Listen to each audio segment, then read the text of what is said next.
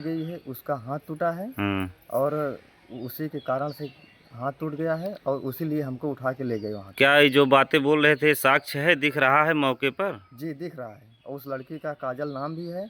हम लोग पहले नहीं नाम जानते थे, जी जब हमें उठा के ले गए जी और क्या कहते हैं वहाँ मारे पीटे गए, तो जितना हमें मार रहे तो हम पूछ रहे हैं किस कारण से हमको मार रहे हो, तो वो लोग बताएं कि काजल नाम है लड़की का। और उसका घर कहाँ पड़ता है काजल का? सामने पड़ता है, बस थोड़ी दूर से 100 मीटर पे वहाँ पे दिख रहा है। अच्छा। हाँ, तो वो लोग बोल रहे थे कि अतुल यादव के कारण काजल लड़की मारी गई है, उसका हाथ टूट गया है। अतुल यादव घर पता है आपको? नहीं, अतुल यादव को घर हमको नहीं पता है। अच्छा, लेकिन काजल यादव को घर पता है, ठीक सामने है, और काजल यादव का हाथ भी टूटा है। तो वो लोग हमको बहुत मारे, सब नशे में धुत थे। हम उनको बता रहे थे कि हम यादव नहीं हैं। आपको जब उठा के यहाँ से ले गए तो यहाँ और कोई था? जी, हमारे चाचा का लड़का रितेश था। ये रहा। क्या नाम है आपका? रितेश कुमार। क्या घटना हुई थी इनके साथ जब आप थे यहाँ मौजूद? हाँ, हम मौजूद थे। क्या हुआ था? जब वो लोग आए हमसे पूछे कि अतुल कहाँ है, तो हमने कहा भैया नहीं है। तो उन्होंने कहाँ है बताओ, हमने कहा बड़े भैया उनसे पूछ लो। अच्छा। तो उनसे पूछ रहे थे, इतने में हमारे पास एक लड़का आया, हमसे बात करने लगा। उतने में इनको वहाँ से 2 लोग ले गए, बातचीत करे, उतने में गाड़ी में बैठा के लेके चले गए। अच्छा, चलिए ठीक। हमको भी धमकाया, हम कहेंगे तुम मारेंगे, तुमको भी मारेंगे, तुमको भी उठा के ले जाएंगे। अच्छा, ठीक, जबरदस्ती। ठीक। उतने हमारी मम्मी ने हाथ पकड़ के हमको खींच लेने, तो हमको भी लेके चले जाते। अच्छा, आपकी मम्मी भी थी मौके पर? हाँ। ठीक। वहाँ आपको जब मार रहे थे तो क्या बोल रहे थे?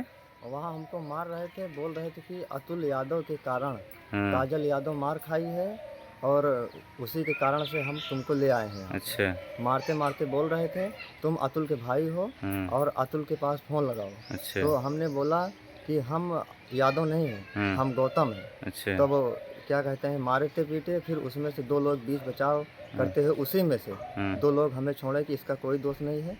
हमें उठा के मार पीट के बेहोशी की हालत में बछुआ नहर पे हमें पुल के पास छोड़ दिया। फिर हमने 100 नंबर को फ़ोन किया। नहीं, आप जब बेहोश थे तो कैसे आपको जानकारी हुई कि हम यहाँ हैं? जब हम होश में आए तो हमें मार के मोबाइल फेंक दिए थे, तब हमें पता चला कि हम यहाँ पर खड़े हैं। अच्छा। वहाँ पे बोर्ड लगा था, बछुआ चौराहा है लिखा हुआ था। तो आपने 112 नंबर फ़ोन भी किया था पुलिस को? 112 नंबर फ़ोन किए तो उसने बात किया, वो बोले कि लाइन पे रहना, फ़ोन मत काटना और कहीं पे छुप जाओ। तो हम वही नहर पे छुप के बैठे थे। तब जाके 100 नंबर चौराहे पे 112 नंबर पहुँची चौराहे पे। आपको वहाँ से 112 नंबर पुलिस लेके आई है? जी, 112 नंबर पुलिस वाले हमें लेके आए। फिर हमारे पिता। लेकिन आपको तो यहाँ थाने के जेठवारा के बोल रहे हैं दरोगा साहब कि आपका अपहरण हुआ ही नहीं है। नहीं, तो दरोगा जी यहाँ पे आके मौके पे जांच भी नहीं किए और दरोगा जी हमारी FIR नहीं लिख रहे हैं। बोल रहे हैं कि आप अपहरण की घटना मत लिखवाइए, क्या कहते हैं, तभी हम लोग कुछ कर पाएंगे, तभी FIR दर्ज होगा। अच्छा। हाँ, और हेमंत यादव के पास ले गए थे तो FIR लिख के वो बोल रहे हैं कि ये सब काट दीजिए अपहरण की घटना। तो उनसे हम बोले अगर जो हमारे साथ सच्ची घटना हुई है वही हम FIR लिखाएंगे। तो वो नहीं लिखे तो हम लोग चले आए घर।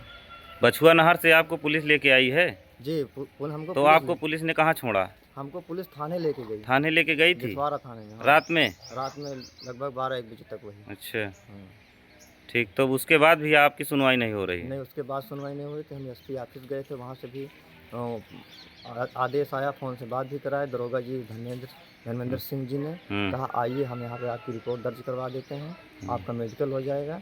लेकिन उन्होंने कुछ करवाया नहीं। लेकिन अभी तक कोई कार्रवाई नहीं हुई? कोई कार्रवाई नहीं हुई है और बोल रहे हैं कि अपहरण की घटना ये हटा दो, तब हम FIR दर्ज करें। अब इस मामले में आप क्या चाहते हैं प्रशासन से? हम यही चाहते हैं कि हमें न्याय मिले, हमारा इसमें कोई दोष नहीं। जो दोषी लोग हैं उन्हें पकड़ा जाए और सख्त से सख्त उन्हें सजा दी जाए, ताकि अगला कदम वो ना उठा पाएँ। और हमें वो लोग मारने पीटने की धमकी दिए हैं कि अगर FIR लिखाओगे, छानबीन करने की कोशिश की तो दोबारा जान से मार देंगे। ठीक।